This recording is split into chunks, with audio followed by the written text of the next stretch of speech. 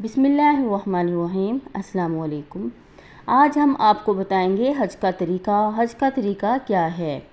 8 ذی الحج حج کا پہلا دن۔ حج کی تیاری 8 ذی الحج کی رات کو مینا جانے کی تیاری مکمل کر لیں۔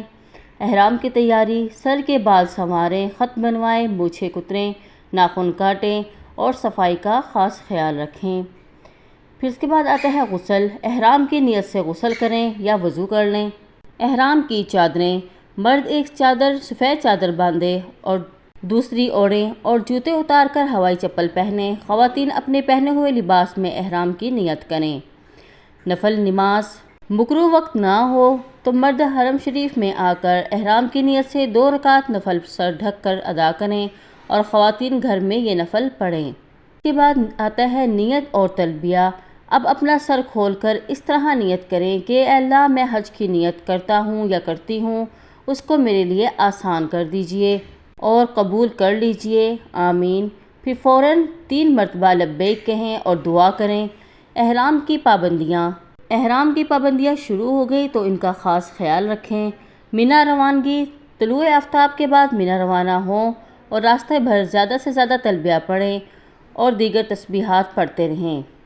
مینا میں ظہر، عصر، مغرب، عشاء، 9 ذی الحج کی فجر کی نماز ادا کریں اور رات مینا میں ہی رہیں۔ 9 ذی الحج حج کا دوسرا دن، عرفات روانگی: نماز فجر مینا میں ادا کریں، تکبیر و تشریق کہیں، لبیک کہیں اور تیاری کر کے زوال ہونے پر عرفات پہنچ جائیں۔ غسل کریں یا وضو کریں اور کھانا وغیرہ سے فارغ ہو جائیں اور کچھ دیر آرام کریں۔ وقوف عرفہ: زوال ہوتے ہی وقوف عرفہ شروع کریں اور شام تک لبیک کہنے، دعا اور توبہ استغفار کرنے اور چوتھا کلمہ پڑھنے اور الحاح و زاری میں گزاریں اور وقوف کھڑے ہو کر کرنا افضل ہے اور بیٹھ کر بھی جائز ہے۔ ظہر اور عصر کی نماز: ظہر کی نماز ظہر کے وقت اور عصر کی نماز عصر کے وقت اذان و تکبیر کے ساتھ باجماعت ادا کریں۔ مزدلفہ روانگی: جب عرفات میں سورج ڈوب جائے تو مغرب کی نماز پڑھیں، بغیر ذکر و تلبیہ پڑھتے ہوئے مزدلفہ روانہ ہو جائیں۔ مغرب اور عشاء کی نماز: مزدلفہ میں مغرب اور عشاء کی نماز ملا کر عشاء کے وقت میں ادا کریں۔ دونوں نمازوں کے لیے صرف ایک اذان اور ایک اقامت کہی جائے۔